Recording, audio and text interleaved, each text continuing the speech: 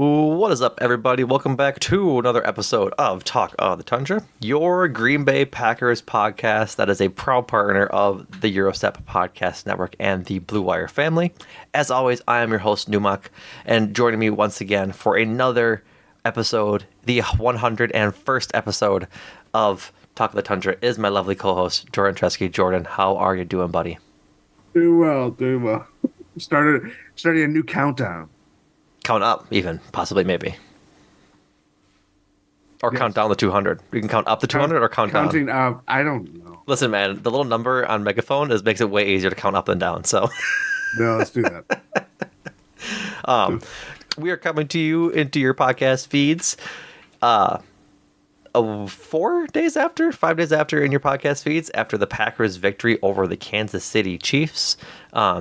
So we're going to talk a little bit about cheeses that way, which players from that performance earned a cheese this week from us, and then we'll hop into the preview of the Packers versus the Giants come up on Monday Night Football. I was going to shout out Hank Williams Jr. because that was like the anthem of my football childhood, but maybe we don't shout out Hank Williams Jr. just as like a little, maybe we don't kind of thing. No. But regardless of it all, hop in for that Monday Night Football action against the, I guess, slumping New York Giants, the New York Giants of which you thought would be bad this year and regress after they made the playoffs last year, won a playoff game. So, but before we get into all that, let's hand out some high-grade cheddar cheese. We have some candidates. I think you and I both have the same choices for our cheeses, but we're going to go through the candidates first and then give our picks. I'd be surprised if we don't, but I'm willing to negotiate. Maybe. First off is Jordan Love, our trusty quarterback who has been giving Bears fans fits all week this week because they realize he's actually good.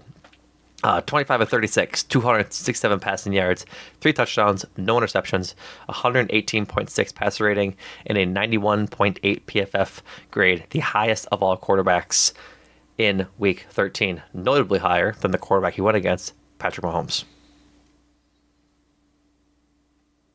Pretty good, I'd say. I would say pretty good. I'd say pretty good. He's just shining. He's been playing a lot better as of late. And we'll get more into Jordan Love later, but yeah, he's our first candidate. Christian Watson's next up, 7 catches on 9 targets, 71 yards, 2 touchdowns, and 2 carries of 15 yards, an 88.9 PFF grade, continuing his hot streak of just performing as he should after with the Lions game and now this game, catching balls deep, using his speed to showcase his talent and really become a difference maker for this team. And I think is part of the reason they've had 2 good performances against 2 pretty, I guess, on average, good defenses. Oh yeah, for sure. And we had awaited the Christian Watson breakout. We finally got it. It's on pause, but we'll still. Hopefully, it's not on pause. We'll get into what he said this week for his injury during the injury report, but maybe it's not on pause. Hopefully, it isn't. But next up is AJ Dillon, 18 carries, 73 yards, 1 catch for 14 receiving yards, a 73.2 PFF grade. Just a good day at the office for AJ Dillon. Nothing like just, I guess, eye popping, but he did what he needed to do. Was getting yards after contact and just running like he is Godzilla. So, which is appropriate given that there's a new Godzilla movie out, which I heard is phenomenal. But go listen to make time for this if you want to talk movies. Anything AJ Dillon, or should I keep going? Sorry, the Godzilla little spin. Listen, man, I've been seeing TikToks of people having their life changed by this Godzilla movie. Wow. You think you're going in watching just a big reptile that shoots nuclear nukes out of its mouth, and I guess it's a lot better than that. So I'm eager to see it. Maybe it speaks to our culture in 2023. I think it might. That's kind of the issue. The problem. It's the anti-Oppenheimer. Yes, you just shoot a laser out of your mouth the entire time and just say, screw the world. All right, I'm moving on to Keyshawn Nixon. Keyshawn Nixon, 5 tackles, 3 of which were solo, an interception and a pass breakup, 76.9 PFF grade. Keyshawn Nixon having one of, I think it was the only turnover of the game, Jordan, if I'm not mistaken. Yes. At a crucial time when the Packers really needed one. I know me, Ty, and a bunch of the people in the Discord, quick ad, join the Discord, GSP.info. It's a lot of fun in there. We're just saying, like, okay, Packers need a turnover right now to, like, keep this game in check and try and go up 2 scores or something. So he showed up when he needed to at the very right time. So shout out Keisha Nixon. Kenny Clark is up next. 5 tackles, 2 solo, 1 tackle for a loss, 6 pressures, which is insane. Registers half a sack, like a lot of the other interior defensive linemen and pass rushers did. 4 run stops, a 65 PFF grade. So I think that grade doesn't speak to how much Kenny Clark impacted this game. I think he played very well on Sunday. Yes, I would agree. 2 straight weeks of him making huge impacts that don't necessarily reflect box score wise or traditional box score wise, but it's felt clearly. Yeah, when he's on, it like is clearly being noticed and making the front 7 play a lot better when he's on and getting pressures. Yeah.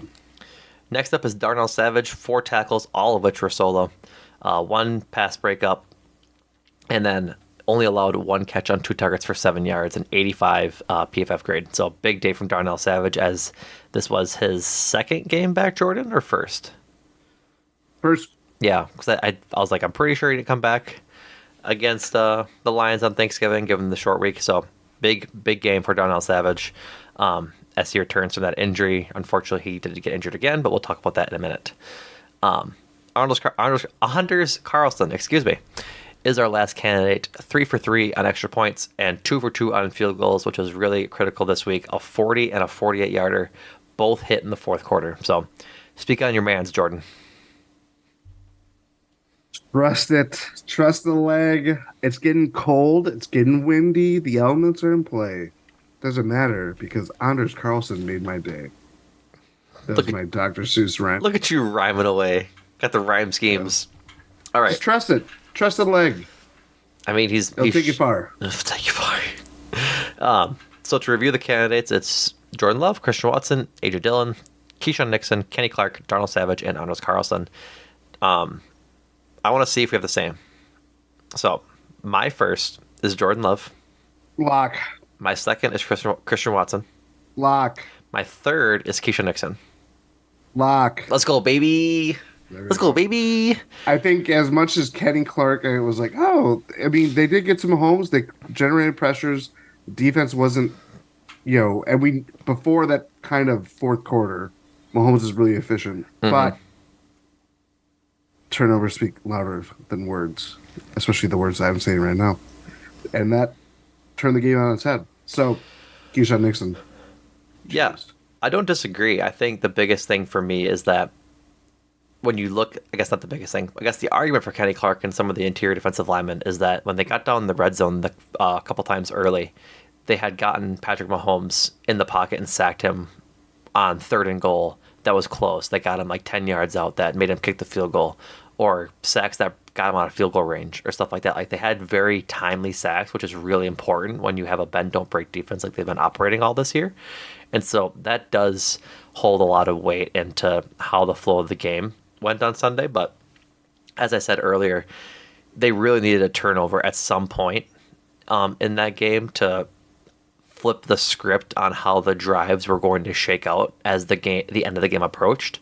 And I think it's fair to say that without that interception, the Chiefs have a better chance of winning that game, considering how they're moving the ball.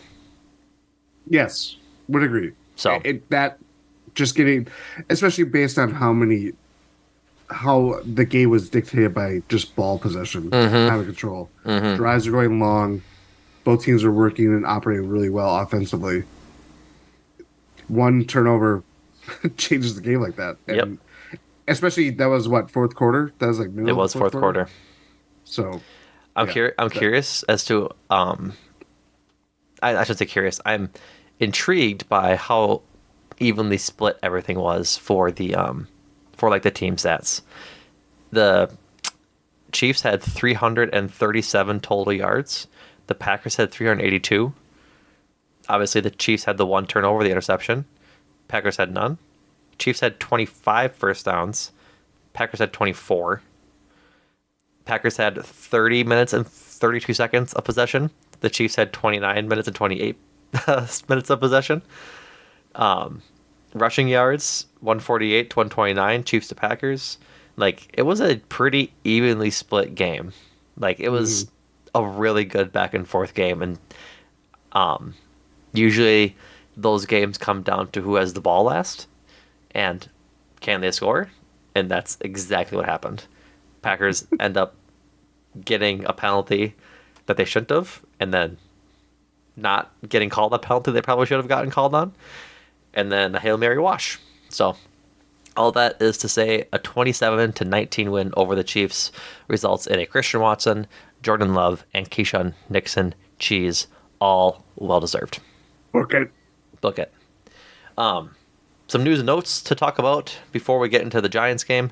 The end of the roster churn continues for GM Brian Gutekunst. The Packers claimed defensive back David Long off of waivers from the Carolina Panthers, a fifth-year pro who has been sort of a journeyman in his 5 years, who was drafted by the Rams when Joe Barry was there, then moved on to play for the Raiders, obviously now played for the Panthers, and is now going to play for the Packers. He's played in 63 games and has one interception to his name. I think it was his, no, not his rookie year, my apologies, but in a regular season game, the interception was? The one regular season interception. He had one in the postseason during the Rams Super Bowl run. There we go. So he took it home for a pick six. Perfect. And so, like, I'm going to trust Goody when it comes to these things. Like, obviously you're not going to find players like Russell Douglas or Devondre Campbell every single season, but I think this is a player that has pro experience that could be worth something at the end of their roster to develop into a depth pick for corner, and just something a guy they need with the injuries to Jair, Eric Stokes, Donald Savage, and just their secondary in general this year. So I'm a fan of it, frankly. Looking at PFF snap counts, there's just not a lot of rotation with the secondary. It's 44 snaps with Corey Valentine, 44 for Carrington Valentine, 38 for Keyshawn Nixon. There is not another cornerback that sees the field. Like, Jair's injury is obviously, we'll see if he plays this week. It's probably going to be positive momentum, but he's also been saddled with a lot of injuries. Robert Rochelle, who they picked up earlier in the year, comes from the same system. Joe Barry's familiar with him. He hasn't really made many snaps on defensive at all. So, yeah, just to have another useful body, and obviously they have the open roster spot. Just makes sense. He's a fifth-year pro, so it's like he knows what he's getting out of Joe Barry and everything like that. So just, I guess we'll see more rotation that way. Time to play everybody's favorite game. What do you think David Long's RAS score is? Oh, because the Packers love RAS scores on their flyers. I think I saw like it's in the nines. Of course it is. I'm gonna go 9, like 2.7. Close. 921. So if this price is right, you'd be out. But regardless, pretty close. So grades out really well on his vertical jump, short shuttle, and 3-cone drill. This is obviously now 4 years ago, but he ran a 4.45. Like, he faced. So here's to hoping he can have some sort of impact, even if it's next year, because we're getting kind of down to the end of the year scramble, and if they're in the playoff race, I'm not really sure how much playing time they're going to give to an end of roster guy. But once we go over the injury report in a minute, maybe he sees some snaps this week or in weeks future. So the Packers also made a move on their practice squad in regards to running back. They released James Robinson once again and signed veteran running back Kenyon Drake, former Alabama running back, former I mean, God, you can go so many. Miami Dolphins, Oakland Raiders, Baltimore Ravens are the three that I know for sure. But Cardinals. Cardinals, like he's been a journeyman, and I think I saw he's 32, which is like I feel He's like 29. okay, thank God, because I was gonna say like I'm pretty sure I just like remember him playing at Alabama. You missed two teams that he has technically been suited up with. Um, You had Dolphins, Cardinals, Raiders, Ravens. yep, and then I'm gonna take like 2 seconds to try and nope, I lost it. Go for it. He was on the Colts earlier this year I as a was gonna practice squad say member. that. He was on the Browns earlier this year as a practice squad member. I don't remember that. So, but regardless, he's been around, and I think a veteran that if he can't go is fine, but he's a veteran that has like pretty decent like career numbers. I'm trying to see if I forget how many years he's played. 1, 2, 3, 4. This is his 8th year. In his 8 years, he's amassed almost 4,000 yards rushing, 33 touchdowns, and 1,600 yards receiving. Like, and 8 more touchdowns in the receiving column too. So like he's a dynamic back who, if they really need a guy, if Aaron Jones and AJ Dillon are going to be out, or if one or the other are going to be out, it doesn't hurt to have a veteran like him in the game. Like he's a good stopgap, I should say. I think that's the thing for me is that he's probably the closest available facsimile of Aaron Jones. Do you think we have listeners that don't know what facsimile is? No. We have smart listeners. Thank you, top listeners. I mean, I say that because I learned what it was when I worked my previous job. I didn't know that fax machine was short for facsimile machine. Yeah. Like I had no idea. So I was just curious. And that's just facts. That's just. I swear to God. Anyway. Anywho, will be an approximation. Do people know that word? Of Aaron Jones. Of Aaron Jones that the Packers obviously need in the run game, especially with. I think, yeah, we'll get into the injury report, but we don't know how long we will see, or how long it will be until we see Aaron Jones. Really haven't heard anything about Emmanuel Wilson. He's probably done for the year. no. I think he's on. Is he on IR? Oh, yes, he is. I think he is on IR. But they seemed optimistic about him. But knowing the roster trend they have now, I would bet they probably just keep him there for the year and then just pick him back up. Not pick him up in a literal transaction NFL sense, but pick up his progress and development in training camp next year. Yeah. So we'll see. But that does it for news and notes. Let's hop right in to the Packers-Giants matchup. With all that being said, Packers looking to exact some revenge on the New York Football Giants after last year's devastating trouncing, I should say, in London when Aaron Rodgers and company lost. I'm not gonna say embarrassingly, but lost a pretty bad game against the Giants across the pond.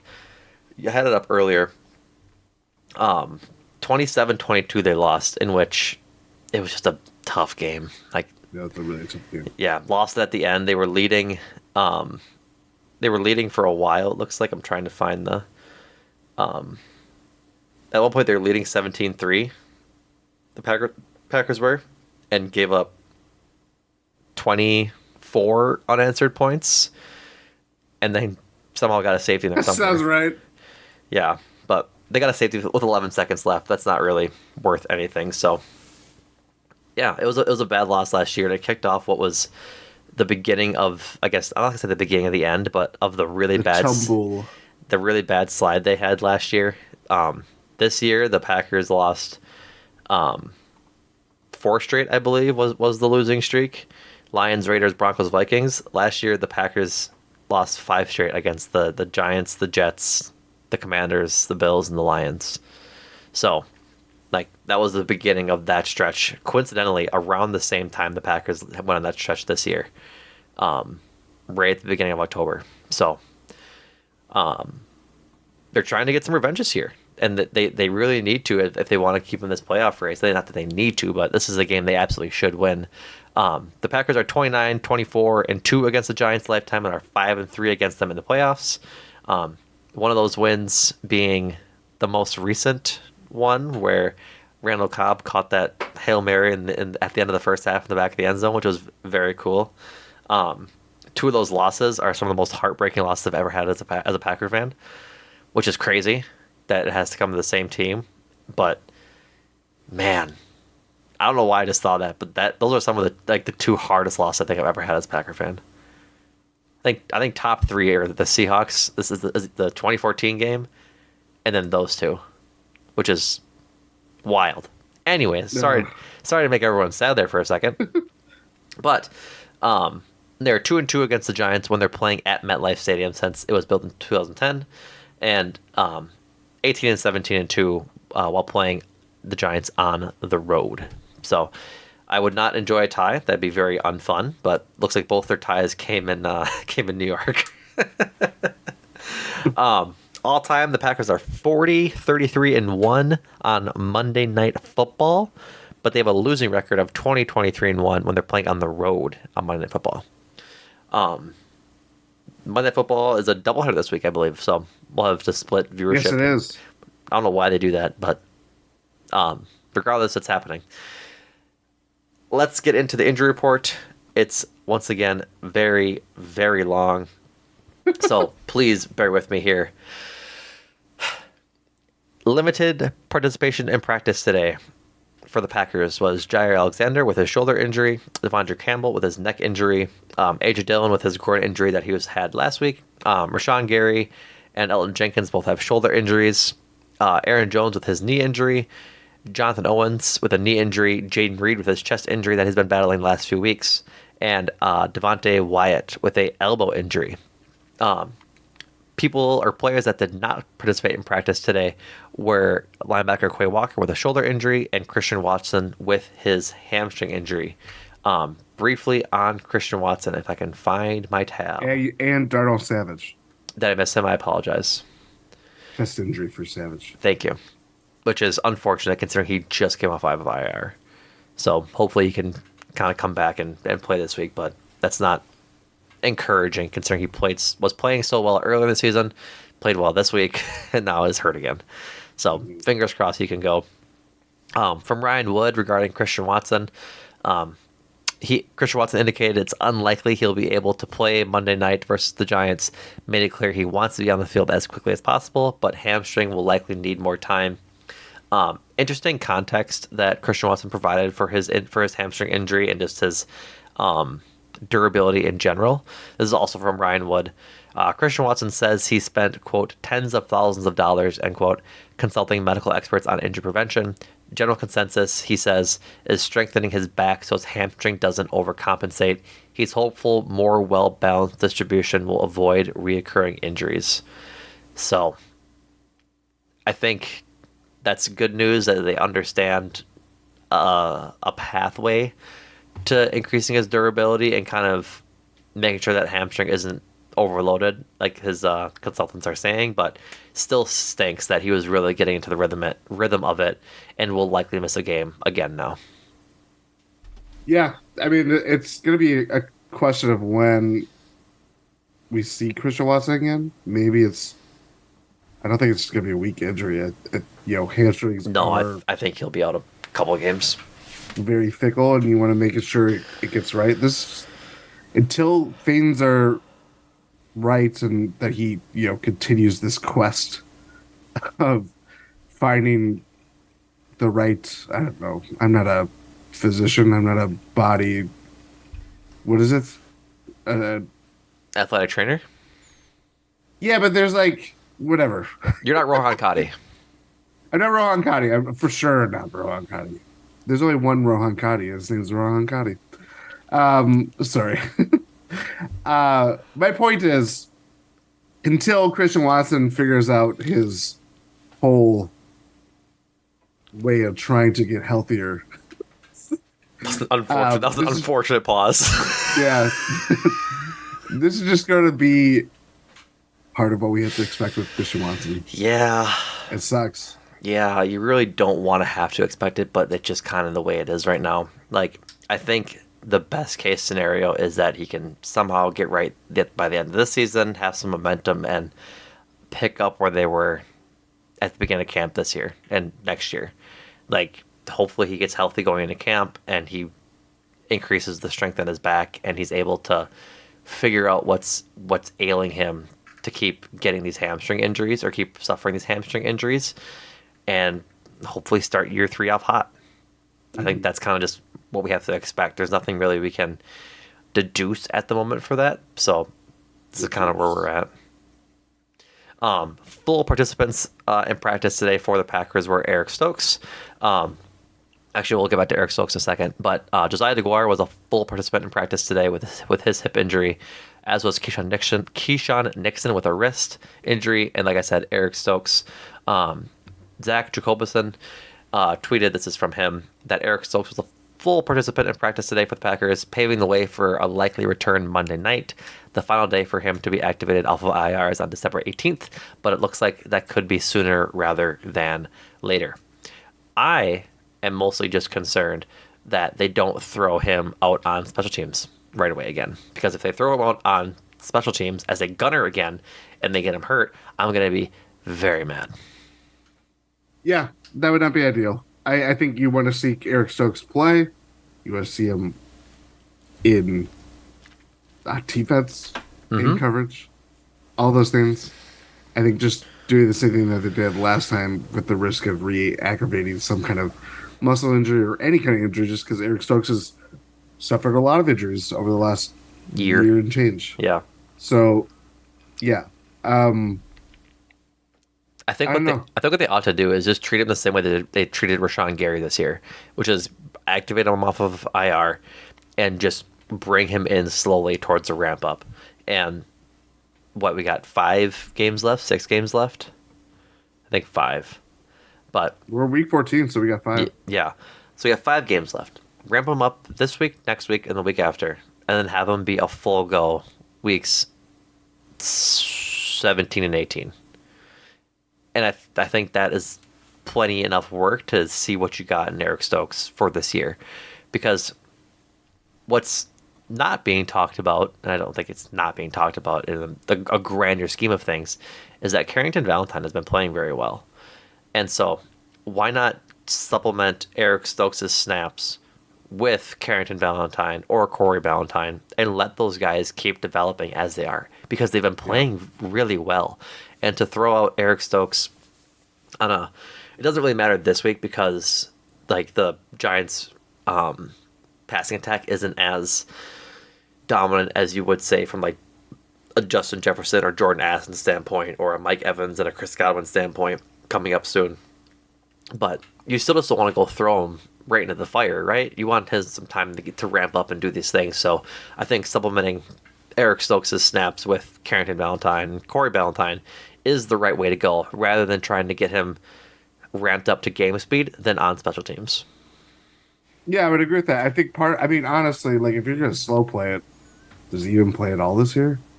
I mean, I think that's really slow playing it. It is, but I don't know. I don't think if we think that special team just making him a gunner is the bad way of utilizing him, which they already tried doing that and it led to this setback. I would like to see him rotated in there if he's up for it, if he's ready to do that. But like, I don't know, man. This could be. I feel like we have not heard the last about this. About him playing on special teams? No, just playing in general, just like coming back, recovery, all that stuff. Right. I mean, I don't know. It's tough because I think he still hasn't gotten back up to speed from his injury he suffered last year, and what he was initially on IR for the beginning of this year, and now this new injury I think is a re-aggravation of that, and so it's just a tough scene for Eric Stokes in general, right? But I think that he still needs to get these game reps in because they have to make a decision on his fifth year option this May. And so they can't just slow play it and let him play out the year or not play out the year. I think they have to see what he has at corner and see if they want to pick up that fifth year option on him for 2025. And it might suck to put him in that situation, but that's why I'm saying you get him ramped up over the next 3 weeks to see how he can handle that task. And then if he's able to, let him start weeks 17 and 18 and see what he's got. Yeah. Because, frankly, I'm trying to think who they play week 17. Who's their second to last game? Do you know? Minnesota. That is their second to last game? So, yeah, they play the Giants this week, the Bucks, the Panthers, the Vikings, the Bears. I think that is a good time for him to start because if you're ramping him up against Tommy DeVito, Isaiah Hodgins, and company for the Giants, like that's a relatively simple assignment, right? Not to punch down those guys, but they just haven't been as good as these guys that are going to be mentioning soon here. Then next week, the week after this game, you go into the game against the Buccaneers with Mike Evans and Chris Godwin, two dynamic wide receivers. See how he plays against that level of receiver talent and scale back his snaps for the Panthers game against Jonathan Mingo, Adam Thielen, and the like that way. And then if he's playing up to par for how he should be playing and is running well and is just playing well, just start him against Justin Jefferson, Jordan Addison, TJ Hawkinson, and the Vikings in Minnesota, and just see how he does. Because then if he does poorly, give him the chance to redeem himself against the Bears with Justin Fields, Darnell Mooney, DJ Moore, where like the passing game isn't going to be as vicious as it would be between the Bucks game and the Vikings game. Like I know that the quarterbacks for the rest of the teams we're going to be facing aren't the greatest, but they still have the ability to throw passes and like throw accurate passes to their star wide receivers. Mike Evans is having a great year with Baker Mayfield. Justin Jefferson was having a good year before he went down. Like there's still talent to be defended there, and so you kind of give him the tough assignment and against the Buccaneers, and then give him the easy assignment against the Bears. And I think you'd be able to, if he can stay healthy throughout those games, have a decent enough assessment to help gauge their decision for next year. Yeah, from that standpoint, I totally agree. It is crucial to see what they have, determine what they have moving forward. Eric Stokes, again, last year has been just through a lot of things. Mm-hmm. You know, these are not easy decisions to make. No. It's all in the game. It's right. all interconnected. So, yeah, from that standpoint, ramping him up, playing the cautious way of pushing him further, but not pushing him, off the diving board, so to speak. Right. We'll see. We'll see if there's any rotation, whether that's Eric Stokes or just, David Long or anybody. Right. I think it plays a lot into how they draft next year, too. Like, I'm not going to get too much into draft talk right now, but they're going to be picking at this point, if they continue to win, in the late teens, early 20s. And so it depends on where they want to go if all of the tackle talent is gone, that they want to draft a tackle early or something. Like during the losing streak, when we were picking up in year 5, there was like franchise level offensive tackle players there. Now you're kind of looking at best player available that fits the need kind of thing, which could be cornerback. But if they feel comfortable in like picking up Stokes' fifth year option and having an extra year to evaluate his talent and pick a cornerback in the future, or being comfortable with Valentine, then maybe they pick somewhere else. I just think it's not insignificant the next 5 weeks of Eric Stokes play. That's what I'm trying to say. Yeah, absolutely. So that was a lot on Eric Stokes. I believe that is it for the Packers injury report. This is the longest injury report we've had in a minute. I don't know if that's true. No, just discussion wise. Oh yeah, of course. No, yeah. I think the one against the Lions was much longer than this. But for the Giants, the Giants did not practice on Thursday, so this is a estimation of what they would have practiced if they had. Full participants for them are linebacker Carter Coughlin, who has a hip injury, quarterback Tyrod Taylor, who has a rib injury, and then limited is Isaiah Simmons, a linebacker, Ashawn Robinson, their defensive lineman, and Dexter Lawrence, their stand-up defensive lineman, and Evan O'Neal, their offensive lineman, did not practice or would not have practiced had they had with an ankle injury. So, a shorter injury report for the Giants, I guess, actively. They've got a few players that are on IR, including their star tight end Darren Waller, who they traded for in the offseason. He's on IR. Daniel Jones, who they just gave a $40 million contract a year to. He's on IR as well. Center Shane Lemieux, their backup center J.C. Hassenauer. A right tackle Matt Pert is on IR. A left tackle Joshua Ezeudu is on IR. Isaiah Simmons, we mentioned earlier, I'm sorry, he's questionable. I misread that. Jared Davis, linebacker, is on IR. Like, they just have a lot of people on IR. Like, even Graham Gano is on IR, Jordan. The kicker? Yeah. Good lord. Yeah, their kicker now is Randy Bullock. So they're snake bitten right now, which leads to their 4-8 record. Yeah. A 4-8 record in which I'm trying to see. They're on a 2-game winning streak. That the 2-game winning streak is in large part thanks to Tommy DeVito, who we'll talk about in a minute. But it's against the Commanders and the Patriots. They scored 31 against the Commanders, which is whatever, but then 10 against the Patriots at home. Their 4 wins are against the Cardinals, the Commanders twice, and the Patriots. Not exactly like strong wins. So no, but the Tommy DeVito train's coming. Listen, I guess along. you want to hop right into talking about Tommy DeVito and just the shock I guess he's brought to the team. Yeah. I mean, Tommy DeVito, you got the man for the job in New York, Italian through and through, lives with his parents, much to the dismay of fellow Eurostep host Rohan Kadi. Just make your bed, dude. Lives at home. Mom still makes his bed. Not trying to rag on him. We've all been there. But DeVito is 2-1 since Daniel Jones went back down with I think towards ACL, if I'm not mistaken. Like we said, won his last 2 games. 62.5% completion percentage, 700 passing yards, 7 TDs, and 3 interceptions. And I believe it was that breakout game against the Commanders where he really kind of like started to garner some attention from like NFL media just looking to write a story. He had 3 touchdowns and 250 yards against the Commanders. Like just an absolute thrashing.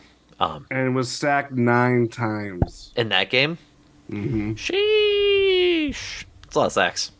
A lot of sacks. It's a lot of sacks. 9 times is crazy. You wonder how Daniel Jones went down with an injury. Yeah. Yeah, exactly. But yeah, the Giants themselves, their passing game has kind of come alive with Tommy DeVito, whether that's, again, the level of play or level of teams they're playing, or if Tommy DeVito is going to be the next Brock Purdy. Like, I don't know. I think it's way too early for that designation, but I mean, if they somehow they'll lose this week, because obviously as Packer fans we have to say that, but I'm looking at the rest of their schedule, and they play, oh, never mind. They play the Packers, the Saints, the Eagles, the Rams, and the Eagles. Yep. Let's say they win 2 of the next 5. I would bet there's murmurs of Tommy DeVito overtaking that job next year, knowing how Daniel Jones had played earlier this year before he tore his ACL. I don't know. I think they would just trade him. Can Daniel you Jones? Yeah. He was picking up that contract. Yeah, but could you imagine if like some team who's in desperate need of a quarterback could just slot in a good starter, like a decent starter. I don't know. It's a far fetched idea, but I I don't don't know. know what team is going to be desperate enough to be Or they like, just cut him. hey, I'm no. sure. I'm sure that the dead money would be upsetting, but I bet you if he plays well, and this is a big if. Um,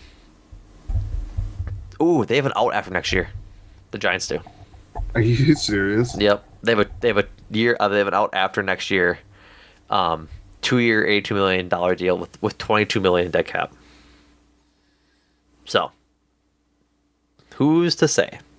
That being said, like I think that it's just interesting that they didn't look good all year. Like for context, they got blanked opening night against the Cowboys 40-0. They won 31-20 against the bad Cardinals, scored 12 against San Francisco, scored 3 against Seattle, 16 against Miami, 9 against Buffalo,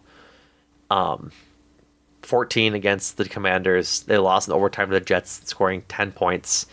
Then 6, 17, and then that first game against Dallas was 49-17 with Tommy DeVito, and they score 31 and 10. And so like the offense just isn't good, right? And so I don't think you can blame Daniel Jones for that entirely. But say they just start scoring more points with Tommy DeVito, maybe they do look to make a change or something. Because it's just tough with the receiving talent they have, right? It's not a lot. It's Wan'Dale Robinson, Darius Slayton, and Jalen Hyatt, the rookie this year, and Daniel Bellinger, who I'm a big fan of Daniel Bellinger. I think he's a good player.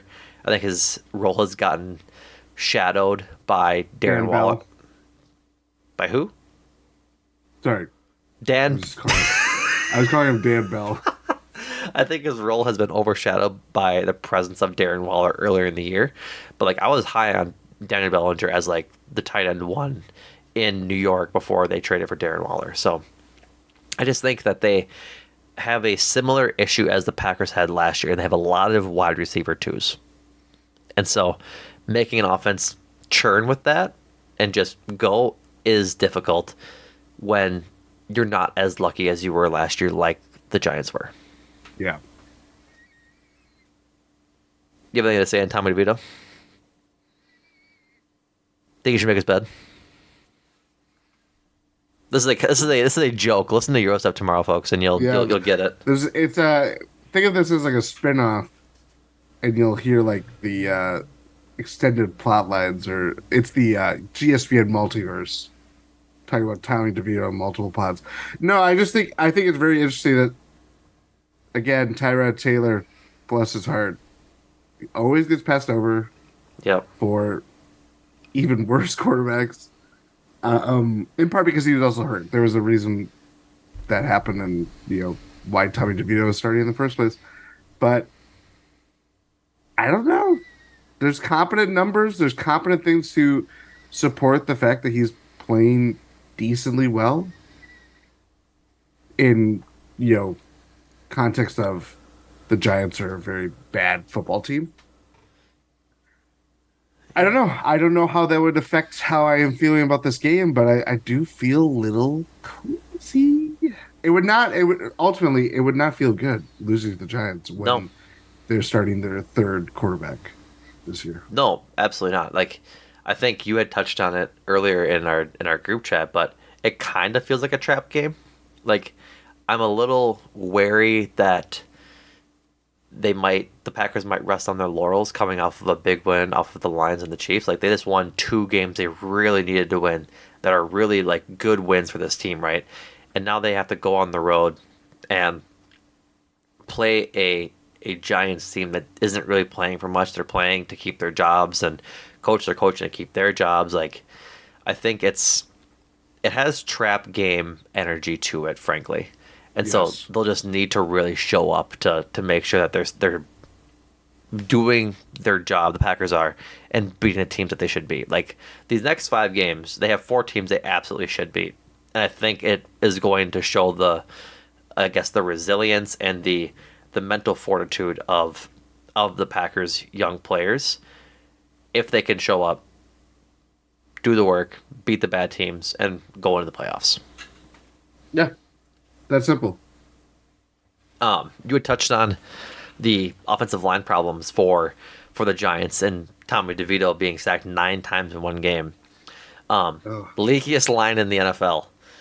As I mentioned earlier in the injury report, just the line has been decimated by injuries. It's a tough year to be a Giants fan and a player on that team, I guess, as well. The worst pass blocking grade on PFF. They've allowed a league high 69 sacks this season. LOL. Including 28 sacks on DeVito in his 147 dropbacks this year. That is tough. staggering. It's tough and That's staggering. crazy. Yeah, it's not. It's crazy. It's Here, wild. Do the let me break out the quick maths. calculator. It's about 20% ish. He's being sacked on 1 in 5. Sorry. I know you got it. Yeah. Trust me. I'm pretty sure it's close to 20%. You're right. 5.25. So every 5 snaps, he's getting sacked. Yeah, which is wild. Which means I think it's fair to expect a big game out of any of our interior defensive linemen or edge rushers this game. Yeah. I think this should be. I mean, this should have the makings of a field day. We've seen the defensive line last 2 weeks really show up. Mm-hmm. Getting pressures on Jared Goff, I guess a really good offensive line. Getting pressures on Patrick Mahomes, a very elusive quarterback. Solid to decent offensive line, considering, or what side of you look at. Sean Gary is coming close to his career best, or single season best. Yep. Sack count. He's a half a sack away from 9.5, which is what he was at last year before he got injured. Or no, 2021 was his career high. Oh, yeah. Preston Smith has been kind of quiet, but he's always, once he gets through, he has a couple. Mm-hmm. Kenny Clark has been stepping up his game over the last couple of weeks. Lucas Van Ness, we saw a sack from him last week. Like, that is probably the biggest advantage facing the Packers in their favor, among a whole lot of advantageous things in their favor. Besides, or in the context of knowing that, again, that New York Football Giants are a bad football team. Right. Yeah, I'm just excited to watch this interior defensive line hopefully cook. Like, we haven't really seen a lot from Devontae Wyatt this year, which is concerning at this point. I think he's been involved in a lot of plays. I think he's kind of there, but he hasn't been getting home like we'd like to see. He's still whiffing on some sacks at points and is showing up once in a blue moon to my pleasure, but I think he needs to start developing and kind of being a bigger force in the pass rush, in the run stopping game than he has been of late. I think this could be a good game to start picking up the end of the year push that he had like last year. Like, he played very well last year at the end of the year and showed significant development in those last few weeks. So hopefully this is a time where he can actually start doing that once again. For context, 2023 stats, he has 4 sacks on 30 total pressures and just 15 tackles. So take that as you may. His rushing defense as a grade this year is 48. So not the greatest, just kind of below average run defender, but that's the Packers defense in general, and more of a coaching issue. Not necessarily a Joe Barry issue, but just a general defensive line coaching issue than it is a Devontae Wyatt issue. Yeah. So here's to hoping that they can actually stop the run, because Saquon Barkley still exists, and he's good. Yeah, he's very good. Even in a down year, even in the year where the Giants are battling for position at the top of the draft order. Right. Yeah, Saquon Barkley, just always the threat that he is in both the rushing and the passing game. This year he has 700 yards on the ground, 1 touchdown. He's been injured a bit this year, if I'm not mistaken. Yeah, I think he missed the start of the year. Yeah, I'm trying to Or see. got hurt at the start of the year. His first game of the year, or no, he missed what looks to be about a month between the Cardinals game and the Buffalo game.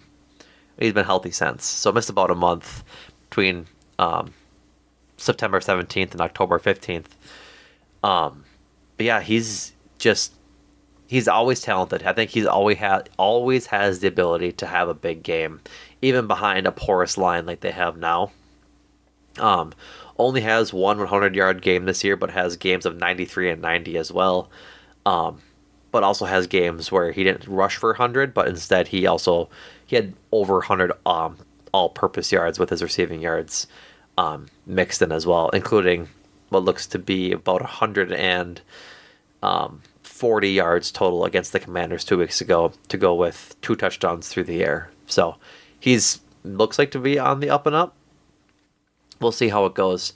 I think just like any other game we've had this year, I think Saquon Barkley, like Isaiah Pacheco, runs pretty hard. So you might see a lot of similar looking runs from Saquon Barkley this year or this week as we saw against Pacheco last week. Yeah, I was just curious of what Saquon did last year in London. 13 carries, 70 yards, a touchdown, 3 catches, 36 yards. It wasn't. I remember it being a lot more. Certainly at the time, it was a lot more like this guy's just running loose on the Packers kind Right. of thing. But yeah, again that profile of running back has always given the Packers fits. Right.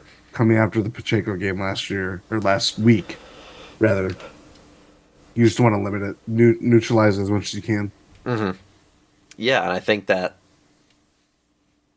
hopefully they're focusing on it, right? Because that was a tough game to allow Pacheco to have, and frankly, I think it worked out considering the result of the game. Like I told you pre-pod last week that I'm more than happy letting the guys that aren't Travis Kelce beat us. And that was kind of the trend for most of the game was Pacheco having a big day running the ball all day long. That's fine, so long as you stop him from getting in the end zone. They did it a couple times, but that's fine. You're going to have that happen against an offense like the Chiefs have and are led by Patrick Mahomes. I think this week it's a little different. You can let Saquon Barkley have his yards, but you can't let Saquon Barkley beat you with this team. Like because if Tommy DeVito goes in and beats you with Isaiah Hodgins, Darius Slayton, Wan'Dale Robinson, and the like, then I think you kind of just have to take that. They have a good week and they're playing better than as they've played better in recent weeks. But if you just go out there and let Saquon have 150 and 2 touchdowns, then what are we doing? Kind of thing, you know? Yeah. It's the same idea. You had something to game plan for, something very obvious to game plan for as a defense, and then if you don't, what were you doing all week? Yes, that would not be. I mean, the thing too is that it's not like they have been leaning on him No. since Tommy DeVito took over. Part of that is just because they've been out of games. Like I'm looking at his game logs right now. Played the Jets in week 8, had 36 carries, 128 yards. Oh my God. I didn't see that number. That is insane. Was that the very rainy game? Is that a thing? I think so, because I mean it was 13-10, so I would assume. But it dips down to 16 carries, 13 carries, 14 carries, and then most recently 12 carries against New England. All under 100 yards. Not even a touchdown, or not even a rushing touchdown, but 2 receiving touchdowns. It hasn't been like they've been loading up with Saquon Barkley to really push them over. No, exactly. And I think you can't allow this to be the week that it happens, right? Like that's simple enough for it. Should we go to the Packers offense and how they should play against this defense? Yes. New York's running defense, not that great. Not that great. Only the Carolina Panthers have allowed more rushing touchdowns than the Giants this season. And they are fourth in the league in rushing yards allowed and second most in yards per carry. So you want to talk about bad running defenses, think Packers and Giants. The Giants have allowed fewer than 100 rushing yards in 2 games this season. So this would be a great week to have a healthy running back. Yes. And I don't think we do. I mean, Dylan has been on the injury report the last couple of weeks. Yeah, that is true. I just We're going to see Kenyon Drake. Yeah, probably. I'd imagine we do, yeah. He might have a good night. He might have a little bit of burst in him left. You know, I think Aaron Jones is for sure not playing. I think that's pretty doubtful at this point. Yeah, well, also just wisdom with how the Packers normally treat injuries, yeah, and treating playing at the Meadowlands, frankly. That is the other thing that I'm very nervous. I'm very nervous. I'm very nervous to play at the Meadowlands. For context, if you don't know, the Meadowlands this year and in years past has been the primary source of consternation amongst players, begging for turf to be banned in the NFL, in favor of natural grass or sod, stuff like that.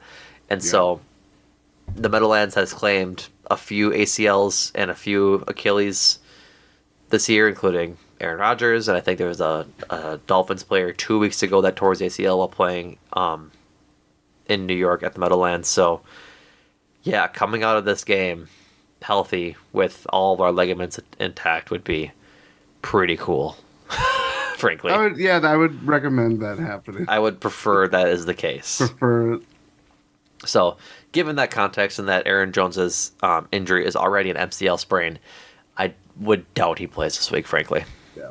So, but yeah, if they have such a porous run defense, I would imagine we might see a lot of Jaden Reed actions. I'd imagine we'd see a healthy dose of A.J. Dillon, obviously, but then, like you said, mixing Kenyon Drake into, I guess, the game plan in general, using him how you might use Aaron Jones in some plays. Obviously, Kenyon Drake's not going to be the lead back. That'll be A.J. Dillon's work again this week, but Kenyon Drake and A.J. Dillon have, like you mentioned earlier, a similar profile to find success out in the flat and just sort of a jump cutty back. Don't get me wrong, Kenyon Drake can plow through a guy. I've seen him do it.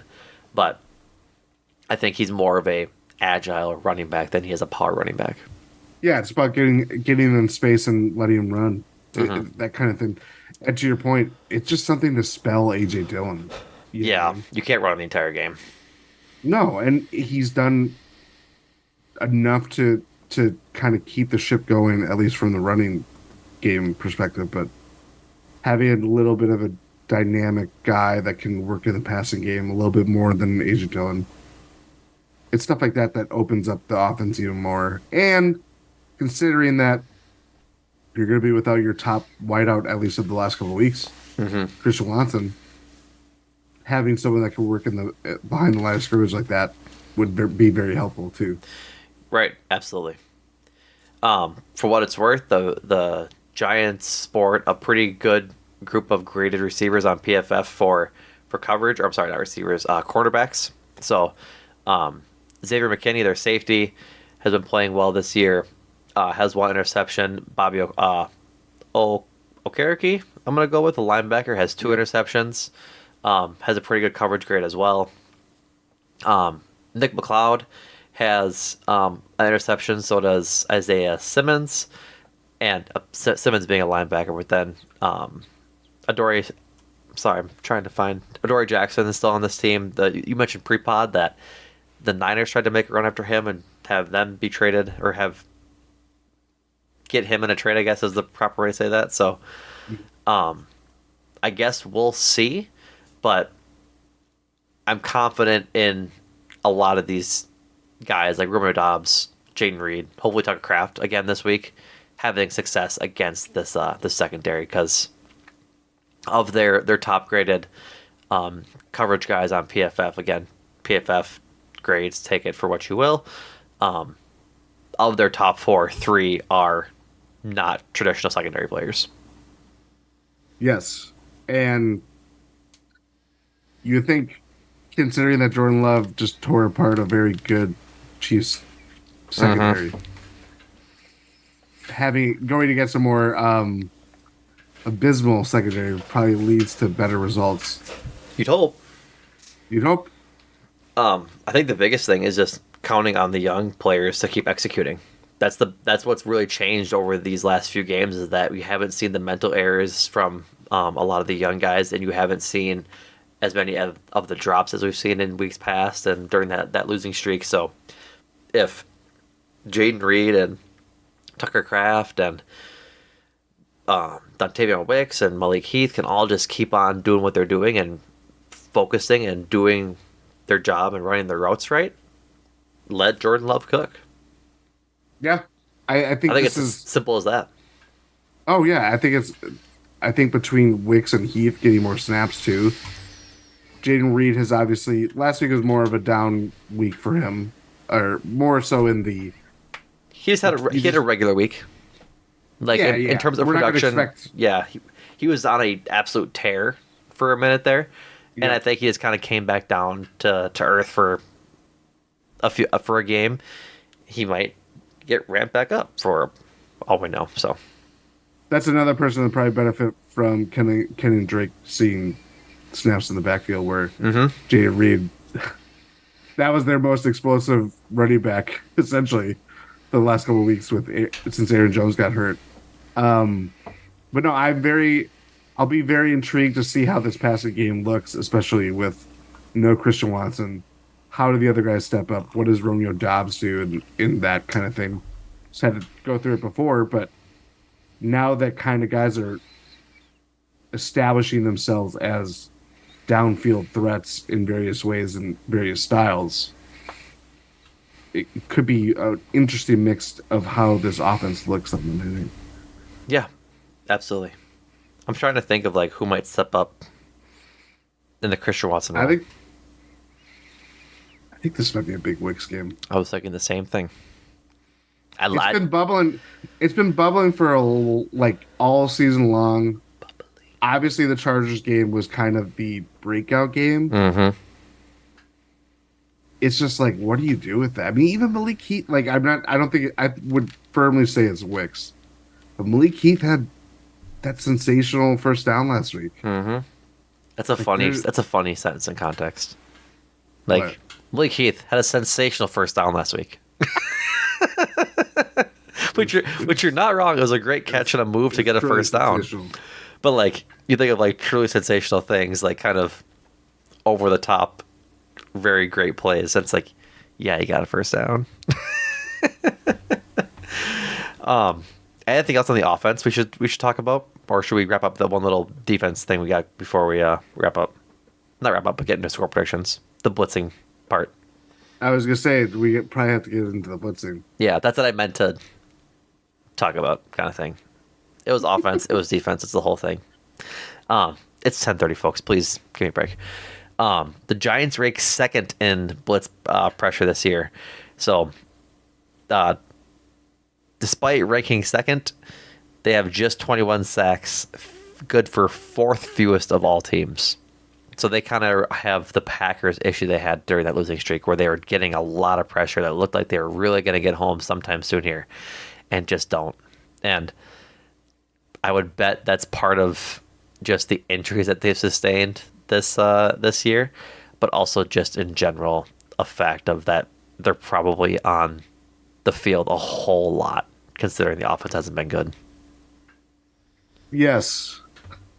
That would make a big part of it. Well, yeah, go ahead. Sorry. No, I was just saying, like, trying to generate any disruptions.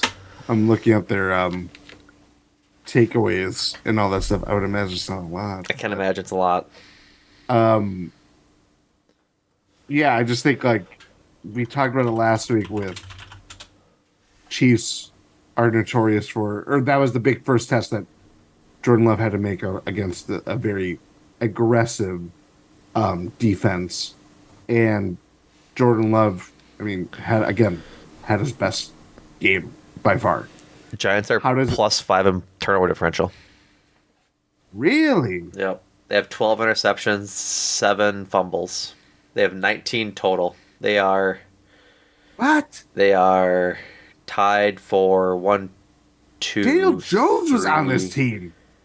They're tied for 4th. That is shocking. Yeah. I'm sorry to interrupt you. I apologize. You were in the middle of a sentence. No, no, no, no, no, no, no. That is shocking. That is truly shocking to me. Interesting. Yeah. I think the biggest thing they don't Hmm. have a lot of giveaways in the first place.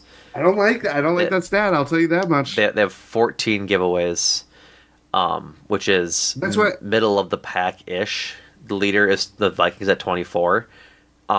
The least amount is 10 with the Bengals and the Cowboys, the Niners and the Steelers. So like it's low on the scale of the range it could be. Because there's plenty. Like the Packers have 12. So take that for what you may. I'll take it. But yeah, so I guess we'll see. If they want to continue to get pressures but not sacks, I'm fine with that because Jordan Love's pocket presence this year in the last couple of games has been really good. Like the second Watson touchdown was very emblematic of that, where he stepped up and stood there amongst a just mass of defenders and bodies and fired a rocket right into Christian Watson's arms. So Yeah. I'm here for it. All right, Jordan, you know what time it is. Players to watch. I went first last week, so it is your turn. Giants feels very easy to me. Who did you say? Oh, the The Giants feels very Giants easy feel- to you. Okay. Saquon. Yeah, I think that's pretty obvious. He's going to need to be pretty good for the Giants to hopefully to win this game. Yeah. So, And we talked about it at length. Packers, as much as the Giants' run defense is a big problem, the Packers has been a bigger problem. sure has. I think I'm going to go with Dexter Lawrence. He is by far their best player on the defensive side of the ball. Keeping him in check and seeing if, because they kind of have a similar problem in that, I should say problem. Like Chris Jones had an impact on the game last week. He absolutely sunned Josh Myers on a couple of plays. Yeah. This is a similar type of matchup for Josh Myers and the interior lineman. So being able to hold Dexter Lawrence in check is going to be an important facet of this game, and if they can give Jordan Love time to make the throws he needs to make in order to win the game. Yep. Packers, I'm going to go with Dontavian Wicks.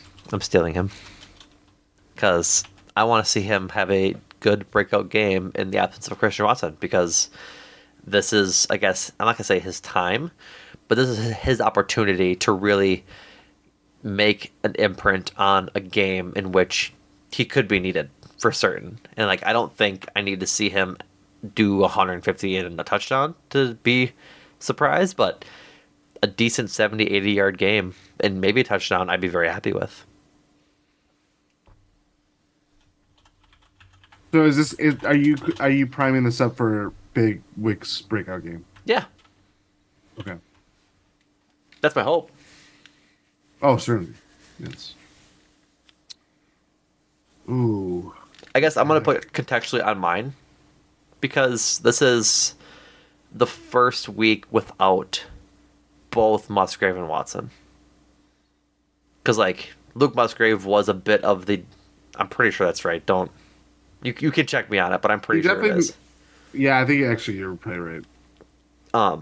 But, like, Musgrave was a bit of a down-the-field threat over the middle, up the seam for the majority of the year.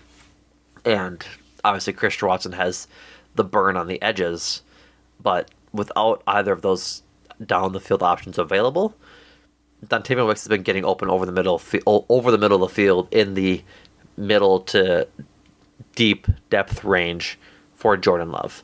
And so this is kind of I'm not going to say a perfect storm because you don't want to call it that with player injuries, but this is a good opportunity for Wicks to fill in that spot, and I guess fill in that role of the deep target on offense. I'm gonna go defense. Fair enough. I am also gonna go out on a limb. Ooh, I think this is a big Preston Smith game. you think so? He had a half sack against the Chiefs. He was credited with a half sack last week against the Chiefs. The 2 weeks before that, he didn't have a sack. He had a sack in the Steelers game, and then Vikings game, he had 2. I'm going to say he gets not 1, but 2 sacks. All right. I'm here for it. I'm here for it. I think part of it is Packers defensive line is just going to get pressures. It's going to be one of those things where whoever started to sit doesn't necessarily finish it kind of thing. Oh, no, I get that. But Preston Smith is just, I think he's due. And wherever he's lined up on what side of the field could benefit him most with getting home and putting Tommy DeVito in his unmade bed. Score predictions. I am going to excuse me. I am going to go Monday Night Football away game. I'm going to go Packers 28, Giants 13. Packers 28, Giants 13. Yep. I am very nervous about this game. I know you are. I think it ends up being a lot closer. Yeah. I will still credit it to be a Packers win. I'm going to go Packers 20, Giants 17. Alrighty. Alright, folks. That does it for us on this episode of Talk of the Tundra. Thank you all for listening in for now 101 episodes. Thank you again for all of your listenership that we had over the past 2 years or so of episodes. Obviously, 2 years and some change, or I guess a year and some change, I should say, for just time we've been live as a podcast. But yeah, just thank you. You can check out all of the Eurostep Podcast Network pods at gspn.info. You can find Eurostep at 1 and 6 there, including the crossover pod that Jordan, Rohan, and Ty just recorded before we recorded this pod. So go check that feed for all of the news on the Bucks in-season tournament run and it coming to an end in a sad loss to the Tyrese Halliburton-led Indiana Pacers. Check out Cruising for a Bruising to hear Adam and Andrew talk about Jackson Churio and him signing his huge extension to stay a Brewer for the next 8 years at least. And then also check out Adam and Andrew on Make Time for This. I don't know if they have a new episode on the new Godzilla movie, but they certainly have a new episode coming out, or that is already out, on the comedic genius of Albert Brooks and his feature films. So, follow us on Twitter, at Numac is known, at Jordan Tresky, at PackersGSPN. Follow us on Instagram, at WatchGSPN, and on TikTok, at WatchGSPN. Follow us all over the place. We'd appreciate it. Again, thank you for listening. And Jordan, thank you. Thank you.